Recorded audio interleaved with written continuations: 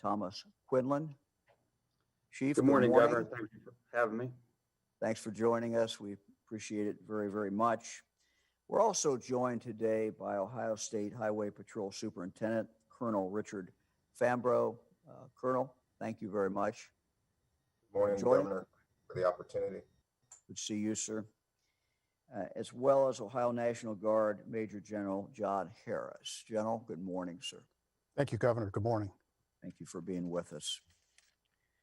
Our First Amendment rights are sacred.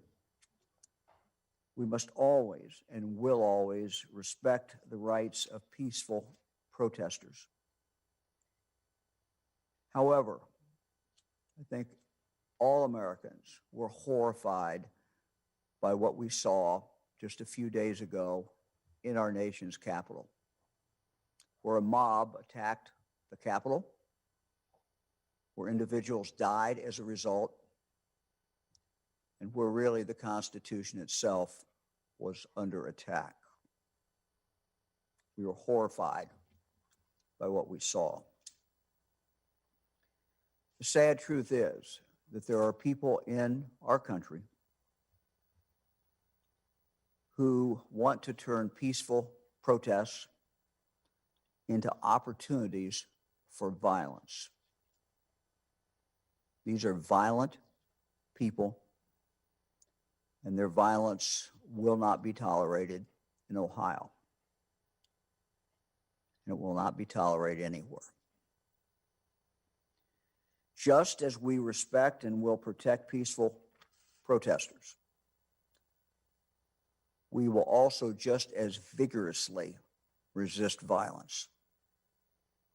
That violence will not be tolerated. So, the Ohio State Highway Patrol will be out in force in Columbus. The Ohio National Guard will be out in force in Columbus.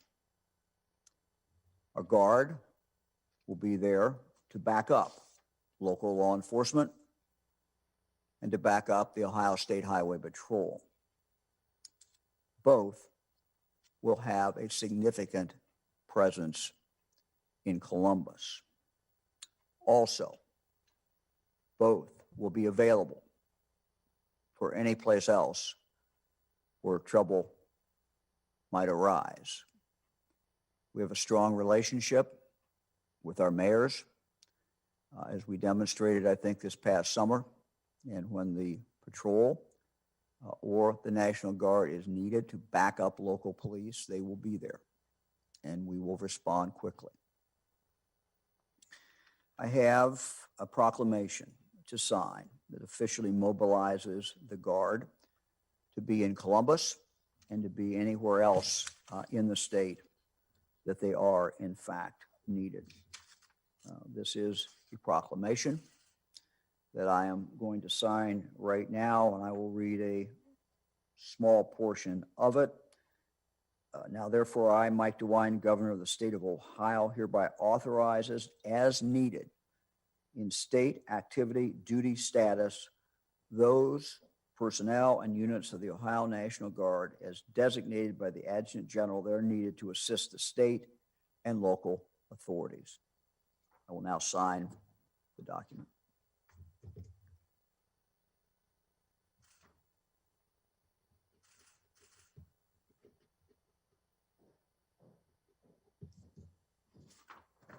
I've done so now.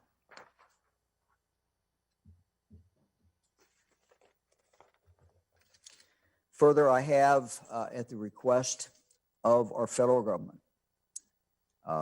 we are now, I've authorized the deployment of 500 more members of the Ohio National Guard, making a total of approximately 700 members of the National Guard that will be, and some are already, in the national capital area in Washington, D.C. or close by.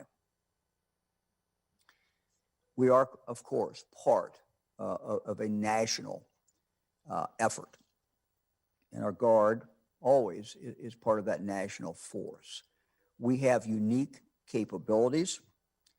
We have special personnel and special equipment that has been specifically requested by the federal government for us to deploy to Washington, and we have responded and done so. Along with Speaker Cupp and Senate President Huffman, we are announcing today that the State House will be closed this coming Sunday, Monday, Tuesday, and Wednesday. Further, I'm also ordering all state office buildings in downtown Columbus to be closed on these 4 days as well. State personnel will work from home or work from other assigned places.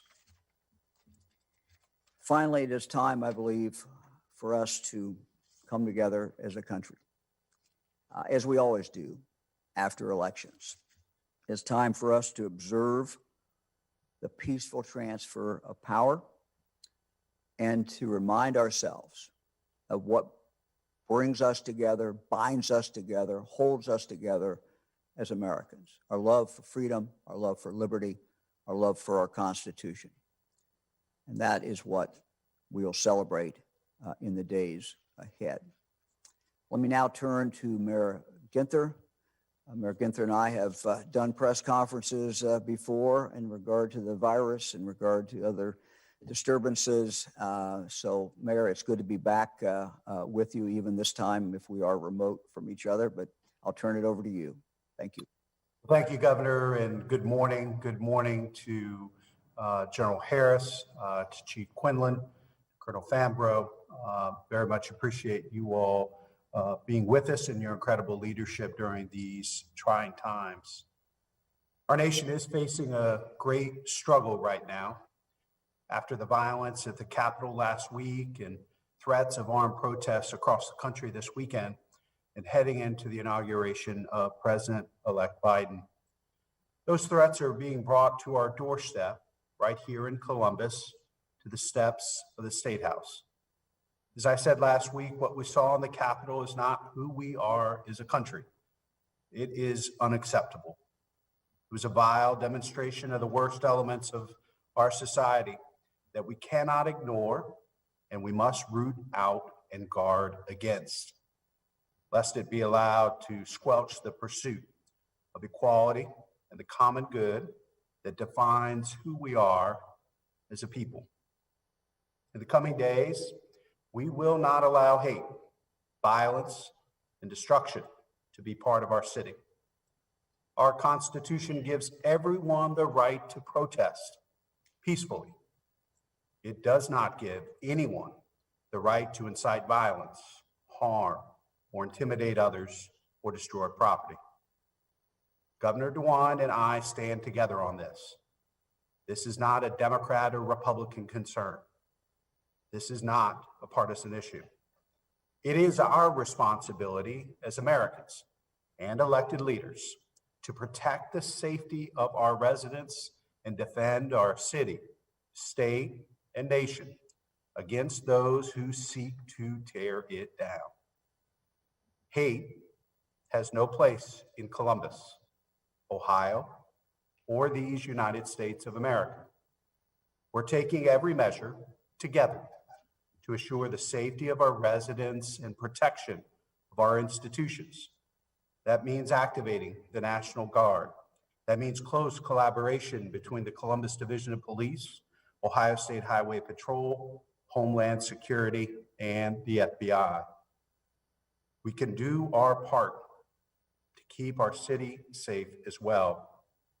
What hate groups want is confrontation, to give them a platform and to amplify their message. Let's not give it to them. Avoid planned protests this weekend and leading up to the inauguration. Be aware of your surroundings and your situation. Leave if you do not feel safe. Seek help if you see something suspicious. If you see something, say something to make sure we protect our neighbors. And find peaceful ways to celebrate the lessons in life and legacy of Dr. Martin Luther King Jr., who we celebrate birthday and honoring on Monday. As you all know, Governor DeWine and I have worked together closely over the last year on some of the most difficult issues our city and state have ever faced. Let me say it again. We stand together on this, protecting the safety and security of our city, our state, our residents, and those brave men and women who have answered the call to protect all of us. Thank you, Governor. Thank you, Mayor. The mayor and I will now take questions. First question today is from Farnoosh Amiri at the Associated Press. Hi, Governor. Hi, Mayor Ginther. Thanks for Morning. holding this today. I would like to just clarify how many specific National Guards will be based in the state and available for Columbus or anywhere else, and how many you are reserving for Washington, D.C. Yeah, let me go to General Harris. I would just say that my instructions to the general is that as many people as necessary, many members of the Guard as necessary, we will use.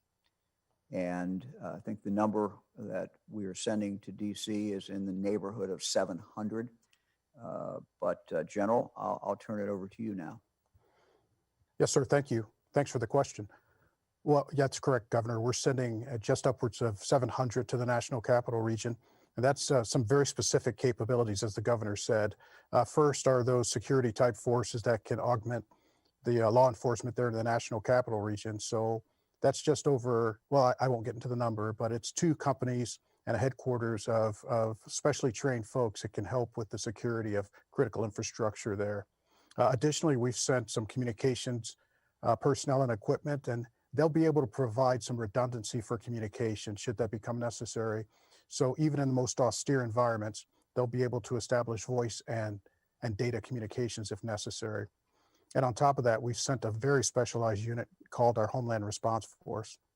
And that unit has the capability to not only provide security, but also they do what's called consequence management. So if there were a major event there, this unit can do very high level, high skilled search and rescue, both from confined spaces, high angle search and rescue, but also they can do it in a chemical, biological, nuclear environment. So this is a precaution that's been requested by the folks there in the National Capital Region, and the governor's directed that we send it. But I will tell you that we're always measuring the information, and the information drives our operation. So we're doing risk management to ensure that what we have here in the state is what we need for the state. So as the governor said, he's directed the mobilization of forces. What we've mobilized is our National Guard response force for missions here in the state right now, specifically for the Capitol. So that's, I will say, it's upwards of 400 personnel that we will have in the National Capital Region. And we've provided some depth, and I won't get into the specifics about that, but we have depth to respond to other places around the state also. And those forces will be able to do a number of missions. They can do security of critical infrastructure. They can do traffic control, vehicle checkpoints to augment local law enforcement if that becomes necessary. And if the worst case occurs and that those forces have to help with crowd control, they're specifically trained and equipped to do that. Thanks, General. Next question is from Jeff Reddick at WSYX in Columbus. Hey, Jeff. Hello to you both. This is a question for the mayor. Mayor Ginther, after last spring and summer's protests, the city put in place some level of ban on the use of tear gas and other chemical agents on crowds of peaceful protesters. Do those bans still exist in Columbus?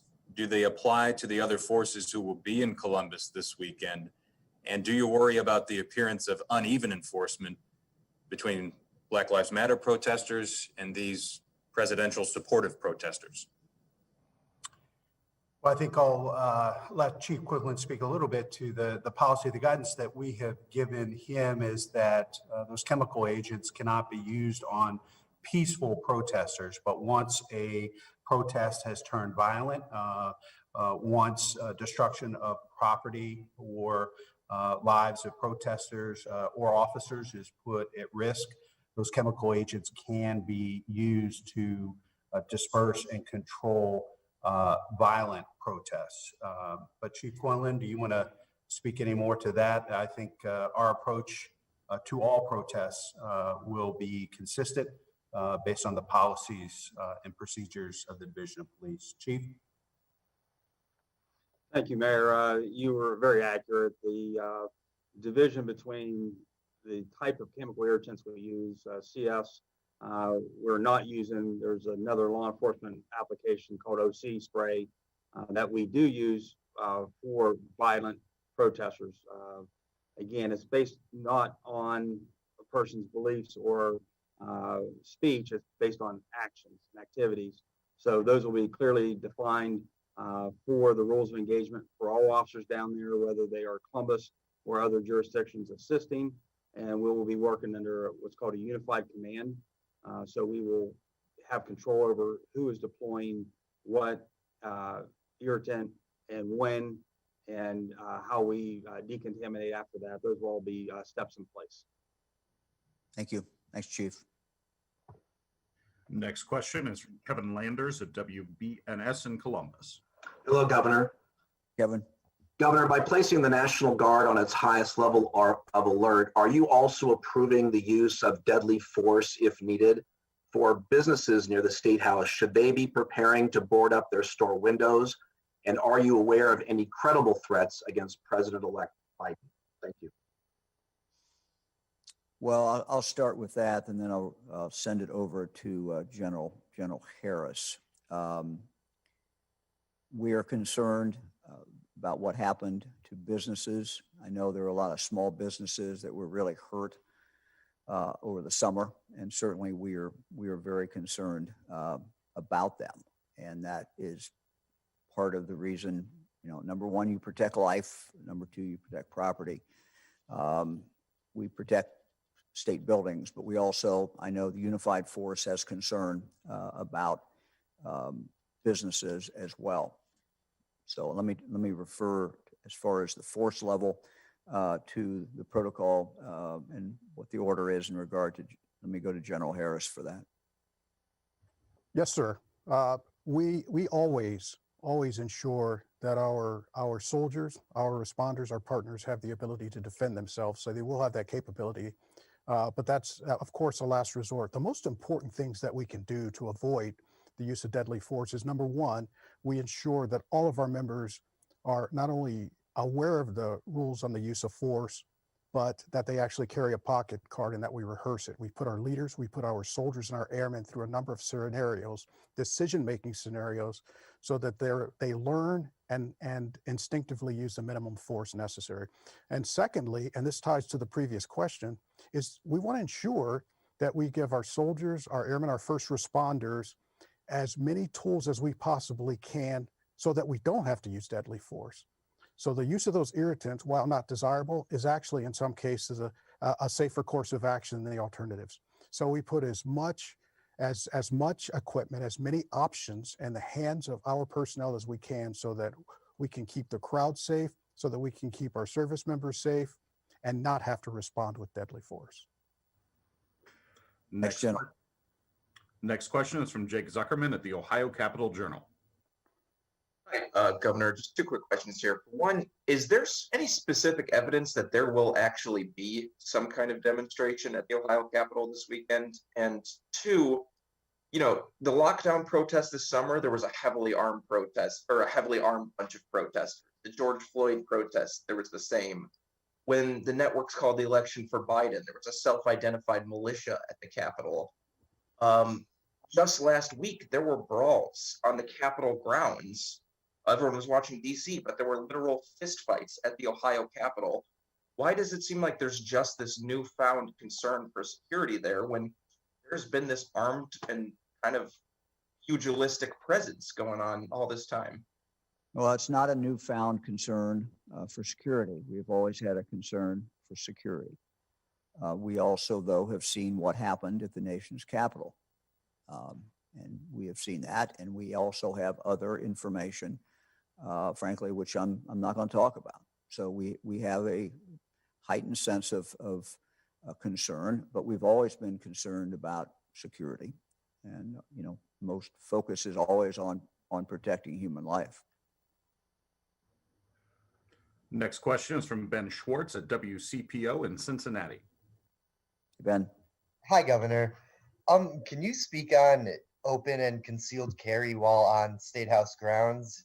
I believe it's legal to carry a weapon on State House grounds. And I know I've seen plenty out there during previous protests, but I'm just wondering if you see that as an issue at all, and if you have reason to believe that there may be more people armed this one than during previous ones.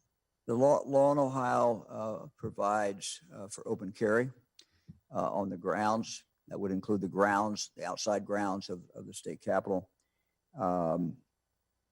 Concealed carry for those who have a permit. So the law in Ohio does in fact apply, and that's what the law is.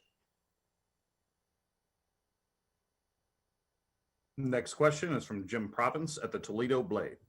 Hello again, Governor.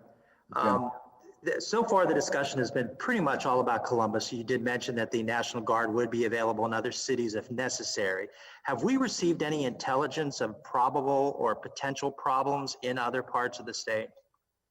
Well, I'm not going to go into intelligence. That's an area that we never talk about, really. But look, we have a close relationship with the mayors throughout the state of Ohio.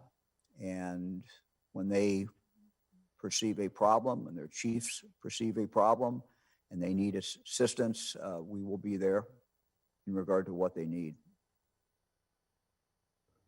Next question is from Spencer Hickey at Hannah News Service. Thank you. I know you can't go into operational details, but could you discuss some of the lessons learned from the events in the District of Columbia, as well as at the State House in late May of last year? That may be better answered by the general, the chief, and the superintendent. Right. I'll let them answer. I'll start, and then I'll let any of them who want to answer to do that. They're certainly the experts. As a layperson, just looking at what happened in our nation's capital, it's important to have enough force there from the beginning and not have to bring force in. So the ability to control violence or to lessen the chances of violence, I think that dynamic has changed by simply the presence of a large number of forces. So I think if you look at the lesson from last week at the U.S. Capitol, that's abundantly clear. After a while, when they had supplemental forces come in, you saw what they were able to do. So I'll go to any of the other our three experts out there who wants to make a comment. Governor, I'll comment on that. You're absolutely correct, sir. Throughout the summer, as we saw the demonstrations and protests, it was abundantly clear to us that communication is key, and the belief that peaceful protests are always welcome. So communicating with the group organizers to allow them to understand the rules of engagement, us understanding what their purpose is, and making sure that we protect the infrastructure of the Capitol, but also allowing people that want to come down to exercise their First Amendment rights, that they can do that safely. And that is the goal of the Unified Command Force that we have partnered for this event. That's what we expect, that's what we hope for, and that's what we prepare for. And as you said, sir, being safe rather than sorry is really critical here, because people have a right to exercise their First Amendment rights. Colonel, thank you. Anybody else? Yes, sir. Yes, sir.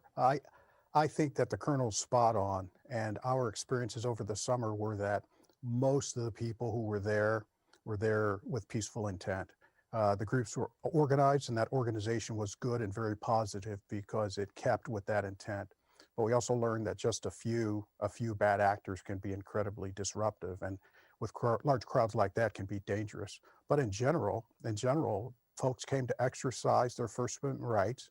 That's what they did, and they were incredibly respectful not only to the soldiers but to the police officers and the first responders who were there.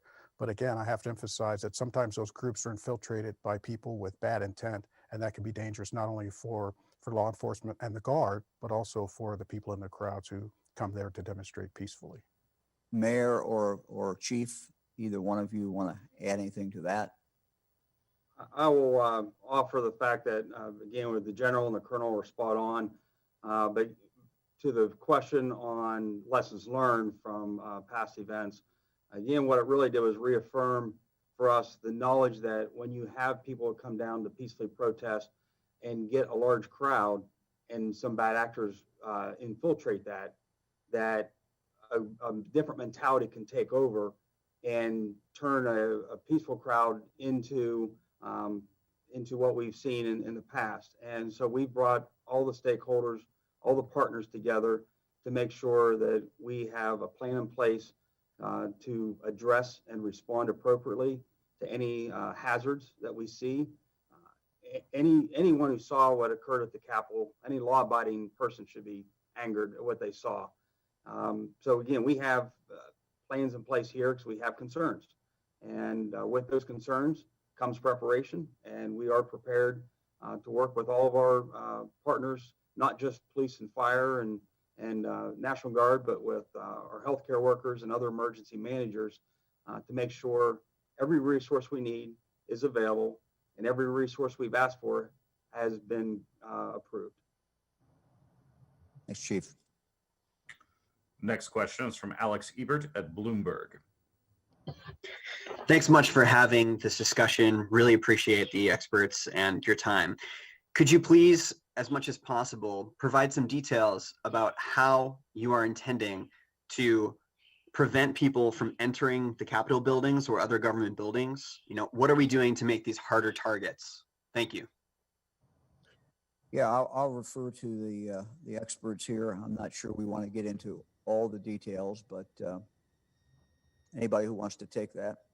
Governor, I can speak to that. We will not discuss specific tactics or what we're doing. There are some obvious things that you will see as members of the public, fencing, that type of thing. But we're just prepared, more importantly, to ensure that we have partnered with all of the people and agencies and entities that were mentioned earlier to allow for peaceful protest. That's the hope, that's the messaging, and that's communication that we will stand on. Our number one goal is to protect life and property, and we will protect the Capitol, that infrastructure, period. Next question is from Tom Gallick at Gongwer News Service. Hi, Governor. I know there's been some talk nationally about maybe pursuing stronger anti-domestic terrorism legislation in the wake of the events of the Capitol. Are there any state law or policy changes you'd like to see in the wake of that, or is it just a matter of enforcing the laws that are already on the books? I'm not aware of anything. We're always open to listening to what the experts tell us. I think it's primarily a security issue, law enforcement issue, intelligence issue, probably more than a statutory criminal offense issue. But we're always open. I'm sure the legislature is open if there's some deficiency that we have, but I'm not aware of it. Next question is from Randy Ludlow at the Columbus Dispatch. Hey, Randy. Good morning, Governor. Is the intent here to have such a show of force that you believe the State House will be unassailable, that no protester will step foot inside?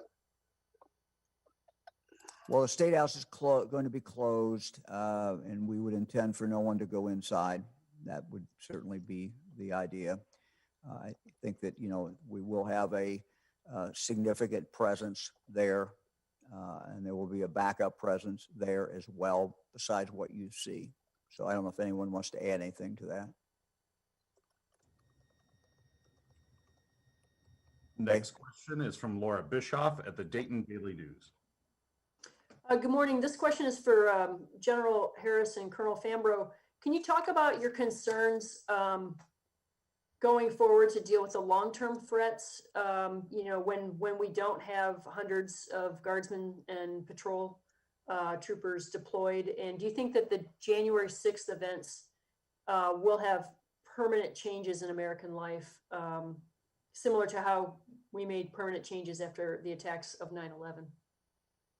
Or I'll take a stab at that first. I think that we've all seen that the events over the course of the summer and even into the winter months have required us to react at different times to protests and activities there at the State House. We are a force that is ready to respond to those, and we continue to prep and plan for those as a daily occurrence. So that's how I would answer the first part of that. The second part, yes, the events of January 6th change the way we look at things, but it's not really different from a planning and perspective that we look at security throughout what we do as an agency. It's more about collaboration and partnerships and keeping those relationships strong with our partners to ensure that we communicate, that we assess what we have in the way of equipment and the needs of each agency and responding accordingly. We are a force that relies a lot on our partners, both federal, state, and local, and those partnerships are strong. That predates any of the events that have occurred over the course of the summer. We've gotten stronger as a law enforcement and collaborative community, and I'm very proud of that. I'd like to add, I think that the word collaboration is critical, and the partnership that you see here, the partnership between the National Guard, the State Patrol, the CPD, and police departments all over our state is something that's persistent, because it's our job to be, for lack of a better term, paranoid. So we're always assessing the situation, and those partnerships are what allow us to do that. So we're always adjusting and adapting to the current information, whether that's in cyberspace or whether that's the nature of the responses that we're preparing for now. But we consider those concerns to be persistent. So as I said before, information drives operations. So that determines where we focus our efforts and for how long we focus those efforts. But I guess the short answer is we never really consider the concerns gone. We never consider the concerns at zero. We as the military, we don't collect information on US persons, but we rely on our partners to always help us determine what's the best place to focus our priorities when it comes to responding to the needs of the citizens of Ohio. Let me just add that we have known that we have domestic terrorists in the United States, and they're a grave concern. I think the only thing that really changed in regard to the events at the Capitol is it was displayed for the whole country and the whole world on live TV. And the images that continue to be shown show the gravity of it. But domestic terrorists have been a problem in this country and remain a problem in this country. Next question is from Jordan Vandenberg at WEWS in Cleveland.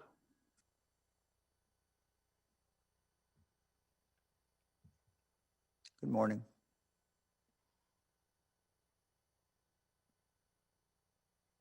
We'll skip Jordan. Next question is from Joe Ingles at Ohio Public Radio and Television. Joe. Governor, hi. The Michigan governor is saying that basically the state house up there is not really deemed to be as safe as it needs to be. Let me ask you, do you feel that the Ohio State House is safe? Not just this weekend, but is it safe in general? And are legislative or maybe administrative changes needed to make it safer in these troubled times? I think the times we live in require us to constantly reevaluate security.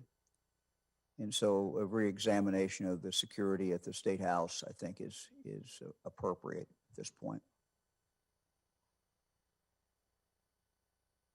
Next question, we'll go back to Jordan Vandenberg at WEWS in Cleveland. Sorry about that, Governor. Good morning. My question is around the clear distinction between peaceful protesters and agitators. As we've seen in protests over the years, there is a very, very clear line between those two parties. My question is, how difficult is it to not only identify those agitators, but also possibly prevent them from causing harm? Well, I'll start on that and then we'll see if anybody else wants to make a comment. I mean, clearly what we have seen is people who want to commit violence basically hide among people who are there simply to protest. And they use them as cover, frankly. And that's what we see time and time again.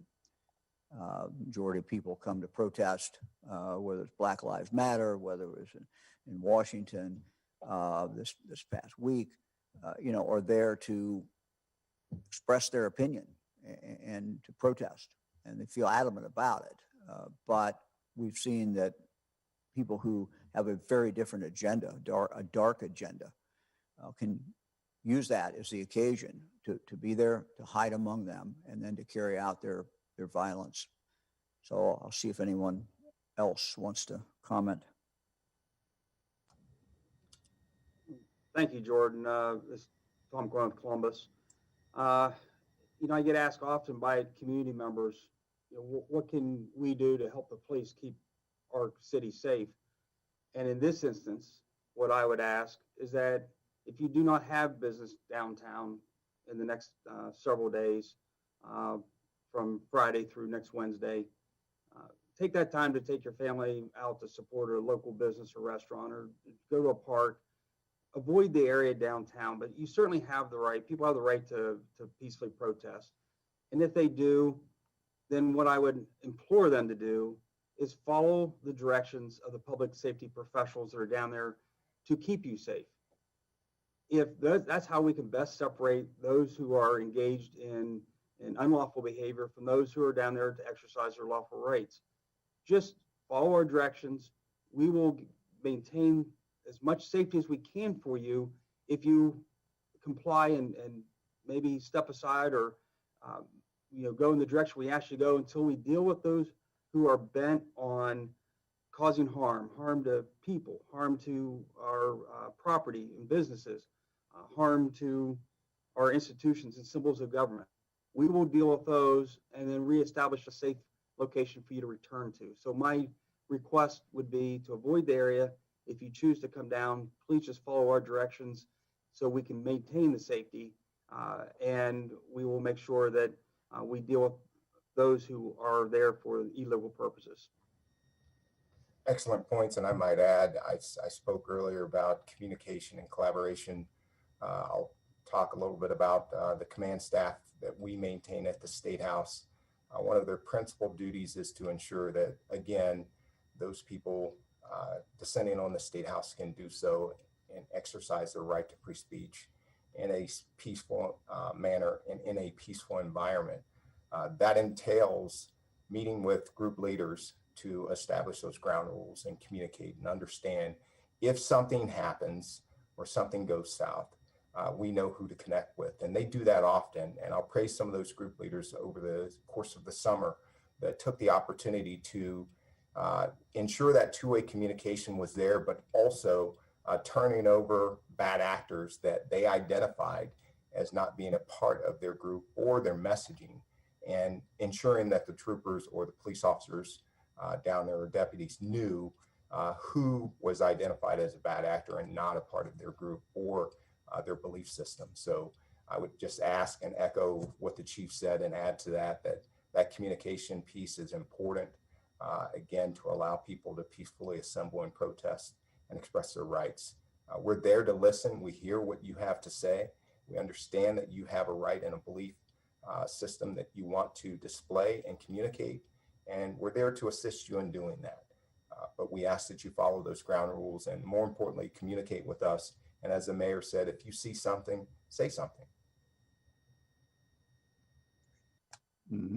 Next question is from Meredith Stutz at WLWT in Cincinnati. Good morning, Governor. Morning. My question to you and everyone on this call is, considering what we saw last week in Washington and the ever-shifting social media and online landscapes that we're seeing in real time, how confident are you in the intelligence, pre-intelligence that you all have that will be reliable throughout the next several days? And how confident are you that that can get through to not only the people on this call, but also to individual troopers and law enforcement officers? And also, if you would care to comment on any concerns you have of this large amount of law enforcement gathering and potential protesters gathering during a pandemic. Well, I think intelligence is always, you always ask the question, do we have enough intelligence? Are we getting what we need? I spent 12 years on the Senate Committee on Intelligence, and for the world, obviously, as we look at the world, and do we have enough intelligence? And so it's the same way in law enforcement. I don't think you ever have enough intelligence, and you always do, in fact, worry what, do you have enough information? But I'll turn it over to the law enforcement side and see if anyone wants to comment, or General Harris wants to comment. Thank you, Governor.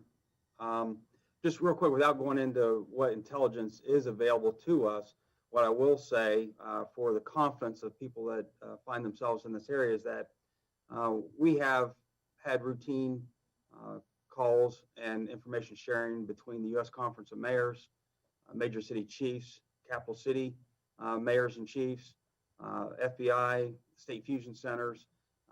We are communicating frequently with what information is available, what we need to know to make solid decisions that are right for our community. Then, before we deploy any officers in the field, we always have a pre-deployment briefing where all the rules of engagement are covered, any intelligence that we can share with them to be aware of, to be watching for, to be documenting, and to be acting on is down at the line level. So they're available to act in real time on what they anticipate or what they may be even unanticipated in seeing, knowing how to react to that. Thank you, Meredith. I'd like to respond to the concern about the coronavirus and bringing these folks together collectively. It is a real concern for us. And I'll just remind you that these National Guard folks that we're bringing on duty were doing something else just a couple of days ago and had no idea they'd be coming here, except for the fact that they've been put on a higher state of alert. So these are people who are working on they've stepped away from a work project. They've had to figure out what to do with their pets. These are folks who just stepped out of their civilian lives to become soldiers and airmen. Just a couple of days notice. So there is concern about bringing those folks together and the coronavirus. So we've done a few things. We've coordinated with the state testing team, and every person that we're bringing onto duty for these missions, we're having them take the Binax Now test, the rapid test, and so that we can screen them. And if someone comes up positive, we'll take the appropriate measures. But these are the kinds of risk decisions that we make. We have to respond. This is our responsibility to the people of Ohio and the oath that we took. So we put as many mitigation measures in place. We'll be masking. We'll maintain social distancing as much as possible. But this is part of being a soldier and airman. Sometimes you have to assume a little greater risk than the typical population in order to accomplish the mission. And that's what makes these citizen soldiers, these citizen airmen, so great, is that they're willing to do that and they never shy away from that. And we've been doing that from the start. We've done that in food banks. We've done that when we put folks in prisons, and we've kept mitigation measures in place that have helped us control the spread of the disease throughout our force. And quite frankly, that's important for the mission, but it's also important when we send these people back home, when we demobilize them to go back to their families. We certainly want them and their families to be safe. Meredith, you raise a good point and a reminder. We still are in the throes of a global pandemic. And so if there are folks that are coming to protest peacefully, we encourage them to mask up and, as much as possible, socially distance. It's incredibly important to protect other peaceful protesters, but also protect our guardsmen, our troopers, and our officers as well. So appreciate that reminder. Next question. Go ahead, Colonel. No, I'll just touch on that too. The mayor's correct. Everyone is correct in that. The thing that I like to throw out there is when we talk about intelligence and safety, we're always concerned also about the safety of our women and men that have taken an oath to be involved in public service. So as superintendent, the safety of our troopers as well as our partners is of utmost concern to me. And the one thing that sometimes gets lost in the fray is that they are people too. They're members of these communities and represent the same beliefs and values of good American people that have chosen a life in public service. And as people come down to peacefully protest, it's important that they remember that these women and men have chosen this profession, and they have families at home too that need to be protected and that are concerned about their personal safety as they go about doing their duties. Next question is from Kenny Bass at WCHS in Charleston, West Virginia. Hi, thanks for taking the question. A couple of quick things to cover, maybe one for the governor and maybe one for the National Guard. Governor, I've heard a lot about armed protests going on at the Capitol. If it's legal to carry weapons, either concealed carry with a permit or open carry, whatever Ohio's laws are, do you handle something that's labeled an armed protest differently than something that would be labeled an unarmed protest? And secondly, in West Virginia, which I'm more familiar with, most National Guard troops, when they're deployed, are in support and logistical positions. Will that be the same in Ohio? I noticed the last resort was mentioned that for National Guard troops to be handling what we would normally deem police responsibilities. So the Guard obviously is available for those types of things, but is its primary mission support and logistics in case it has to step in? And also, can you address the unarmed versus armed protests in your mindset in dealing with those? Thank you. Well, I'm going to let General Harris respond to both of those. In regard to the first one, just very, very quickly, we follow the law. They have the right to do that, to be armed. Obviously, it would heighten your sense of concern. And that's about all I will say. We'll let go to General Harris. Let you handle that, General. Yes, sir. We're prepared to do the full spectrum of operations. So if sustainment, logistics type support is what's required, then we're in a position to provide that. We're the 5th largest National Guard in the country. So we have a significant set of capabilities available to us and to the governor. But as I said before, we're prepared to go all the way up to doing security of fixed sites right alongside local law enforcement and the state patrol.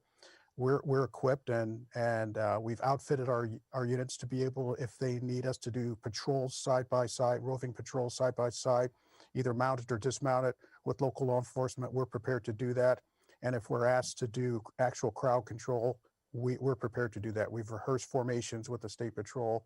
We've worked with both of these entities before, and if we're asked to integrate with them in order to help control crowds, we're prepared to go to that level. I don't know if anybody wants, law enforcement wants to answer Kenny's other question about people being armed. I don't know if anybody wants to take that or not. Okay. I'll briefly address the issue is, again, it's not the fact whether a person's armed, it's a person's actions, what they're doing with the weapon that they possess. And again, if they're legally complying with law and the open carry or concealed carry laws, then they'll have no interaction with law enforcement. If they're engaged in provocative behaviors that are rise to the level of illegal activities, then they should expect to encounter law enforcement appropriately. Thanks, Chief. Next question, Adrian Robbins at WCMH in Columbus. Thank you, gentlemen. My question is for Mayor Ginther or Chief Quinlan. We're talking a lot about the Ohio State House, obviously, but how concerned are you about threats throughout the Columbus area? And what's your recommendation if these people live, work, or own businesses downtown or just in the general downtown area? What should they do over the next week? I appreciate the question. I think we have spoken mostly about the State House and in the downtown area. What I would recommend to folks, I think that a number of folks have mentioned here today, if you don't have to be downtown, particularly on Sunday, I'd encourage people to stay home or enjoy parks or other places with their families in neighborhoods throughout our city. We have been in contact with, and we have briefed downtown, Short North, Arena District business owners, and shared information. I know law enforcement in the city have reached out to folks to share information and provide resources to them. as much information as we can provide to them about taking steps to protect themselves, their businesses, and their employees. Ultimately, it will be their decisions about closing or not. But really trying to do our part to make sure that we allow folks that are there to peacefully protest to demonstrate their First Amendment rights, but also for General Harris, Colonel, and Chief to keep them safe, but the greater community safe as well. And so we're going to continue to work together with the state, federal, other authorities to make sure that regardless of what part of town, that both protesters and the public are safe. Next question is from Jeremy Pelzer at cleveland.com. Hi, Governor. Thanks to you and all the officials on this call for taking our so many questions. Do you guys have any idea or even an estimate of how many people you're expecting to show up? I mean, are we talking thousands, hundreds, dozens? Do you have any idea? Anybody want to take that? We don't it's Colonel, sir. We don't have any idea, Jeremy. I wish we did know, but we plan as if we can handle crowds from 1 to thousands. Next question is from Dan DeRose at WOIO in Cleveland. Good morning, gentlemen. I think everything's really been covered here on the security front, so I'd like to unfortunately break protocol a little bit. Governor, Summit County rolled out their plan for the vaccine yesterday, and I think I wasn't alone being pretty astonished to find out that there is no central registration program that's going to be unveiled.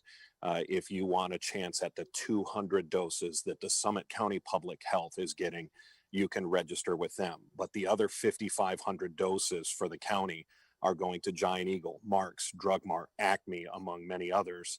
So now you're asking 80-year-olds who may be a little tech challenged, not only do they have to register with Summit County Public Health, but Giant Eagle, Mark's, Drug Mart, and Acme, all of which have nothing up yet to register to get an appointment, and we are 5 days away. Is this really the plan you wanted for the rollout? No, I'll address that more at 2 o'clock, but I'll give you a little, maybe try to answer it a little bit now. I'll do it in more detail at 2 o'clock on our regular press conference. We start with the situation that we have a scarcity. We have a scarcity of the vaccine. And we've said that, but I think sometimes people don't realize that. And we do have a scarcity. We're balancing a number of different things. One of the things that people told us in communities is we want to be able to access this close to us. We don't want to have to just have no other option than to go to one central place. This is a state that is a decentralized state.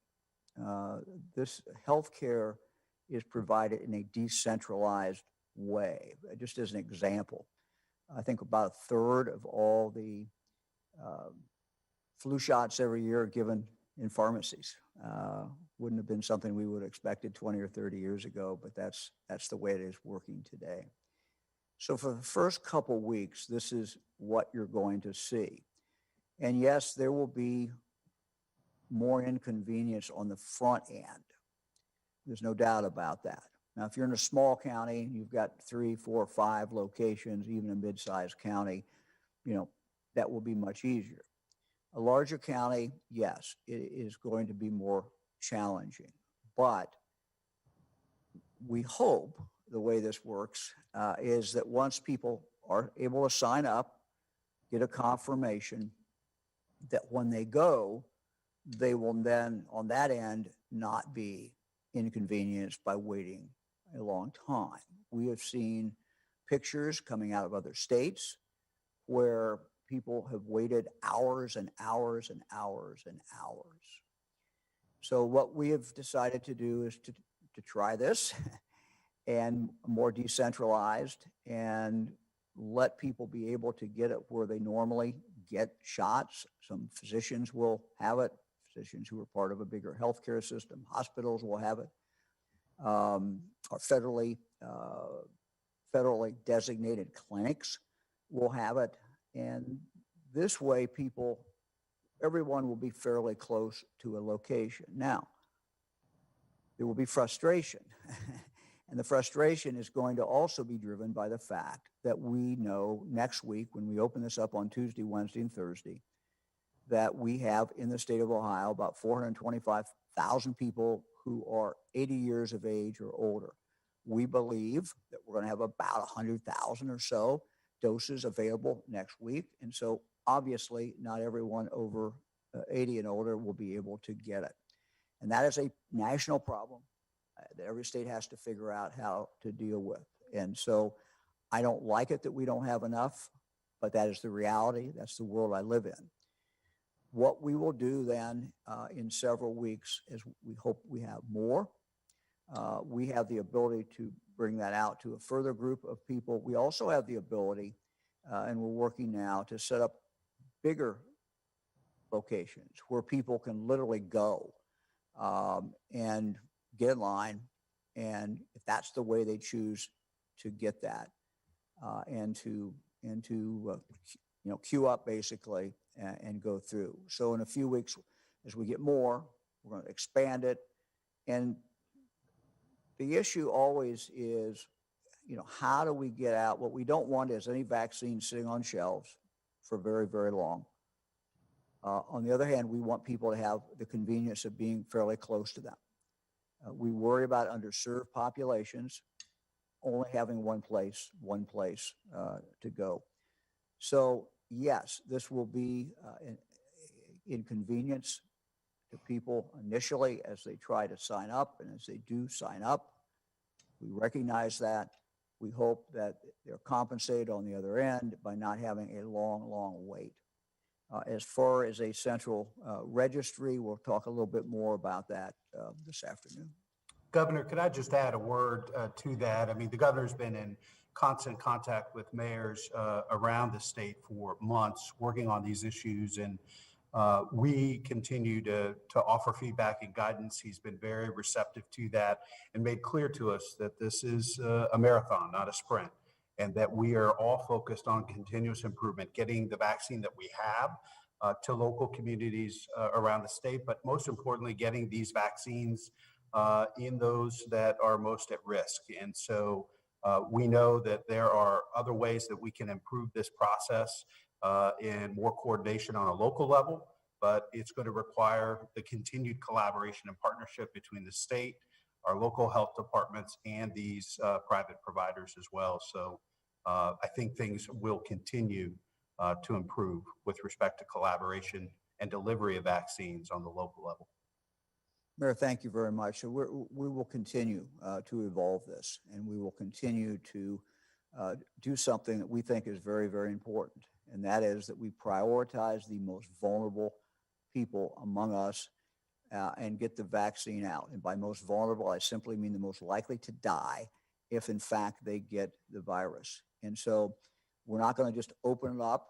That might be the simplest thing to do, but that will cost lives. So we're trying to get people who are 80 years of age a week jump on this, and then we'll move forward every week and add additional groups. But there will be frustration, and certainly I have frustration until we get enough vaccines. And so these are all trade-offs, but we continue to stay in touch. I was on the phone yesterday with Mayor Jackson. Mayor Ginther and I talk a lot. I'm on with all the mayors today at 11:30 again, as far as the mayors of our bigger cities. And I think, frankly, candidly, you're going to see a challenge more in the bigger metropolitan areas. The smaller communities where we may be only to have 3 or 4 locations, they're going to be able to handle that easier than someone who lives in an urban area. But we're evolving this, but we're going to keep our eye on the ball. And the eye on the ball means we save lives, we try to get our kids back in school, and we protect our first responders. Thank you very much. We'll be back at 2:00.